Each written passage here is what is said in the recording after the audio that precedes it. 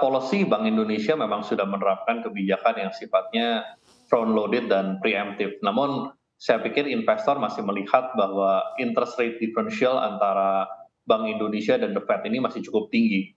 Dikarenakan kalau misalnya kita bicara saat ini spread di antara BI rate dan Fed itu mungkin hanya mencapai 100 sampai 125 basis.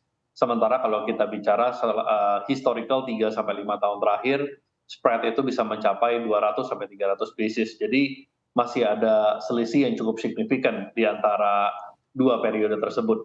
Nah, memang kedepannya untuk menjaga interest rate differential ini adalah tugas utama BI untuk menjaga rupiah tetap atraktif di mata investor, ya, dan juga kalau kita bicara di sini tentunya penyesuaian dengan policy yang dilakukan oleh The Fed menjadi sangat penting.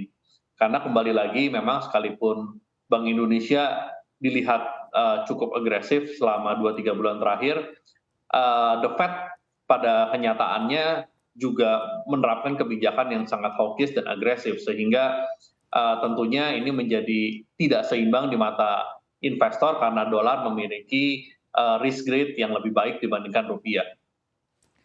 Baik, kalau tadi Pak Steven menyampaikan bahwa kita harus tetap menjaga rupiah untuk tetap atraktif begitu ya Pak. Tapi ini jelang pertemuan tahunan Bank Indonesia, sebetulnya langkah apa lagi yang perlu dilakukan oleh Bank Indonesia untuk mendongkrak penguatan rupiah dan juga seperti tadi disampaikan oleh Pak Steven, langkah apa yang harus ditempuh untuk membuat rupiah ini cukup atraktif? Ya, amat penting untuk melakukan realisasi kebijakan yang sifatnya preemptive dan front loaded seperti yang sudah di-stated oleh Pak Perry, ya. Dan kami pikir memang kenaikan suku bunga lebih lanjut diperlukan, ya, tentunya untuk menyeimbangkan dengan Fed rate yang kita pikir sampai dengan tahun 2023 masih akan menaikkan suku bunga hingga 5,25%. Sehingga tentunya Bank Indonesia kami perkirakan masih perlu menaikkan suku bunga bahkan mungkin di level 6% atau lebih, ya, untuk bisa menjaga rupiah ini tetap atraktif. Tapi tentunya banyak faktor yang perlu dipertimbangkan juga oleh Bank Indonesia, seperti melihat bagaimana laju pertumbuhan kredit setelah suku bunga dinaikkan, bagaimana dampaknya terhadap pertumbuhan ekonomi, sehingga strike the balance ini menjadi kebijakan yang sangat kritikal untuk menjaga ekonomi bisa tetap bertumbuh meskipun suku bunga tetap tinggi. Tapi kembali lagi memang kalau saat ini yang diprioritaskan adalah stabilitas rupiah, sekali lagi saya nyatakan bahwa interest rate differential yang menarik itu tetap harus dijaga sehingga daya tarik rupiah tetap tinggi dibandingkan mata uang lain. Ya.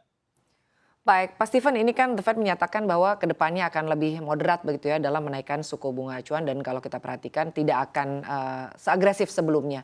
Tapi kalau menurut Pak Steven sendiri begitu ini efeknya ke pasar keuangan kita akan seperti apa dan juga ke IHSG kita jika akhirnya nanti memang The Fed tidak akan seagresif sebelumnya dalam menaikkan suku bunga acuan? Ya, sebetulnya yang harus diperhatikan bukan laju The Fed yang akan menjadi lebih dovish, tapi apakah penurunan inflasi di Amerika Serikat ini sudah menjadi satu penurunan yang struktural atau sifatnya hanya transitory. Karena kita melihat di Amerika secara situasi kita bicara mungkin aktivitas manufacture itu sudah mulai melambat, ekonomi sudah mulai melambat, sektor properti juga harganya sudah mulai mengalami penurunan, tapi di sisi lain sektor tenaga kerja itu masih relatif cukup ketat. Sehingga kami belum bisa menilai bahwa inflasi ini akan mulai turun secara struktural dan yang terpenting adalah Fed mulai akan melakukan pivot, ya. Kuncinya memang adalah pada saat The Fed melakukan pivot, dampak terhadap pasar negara berkembang itu akan menjadi lebih positif.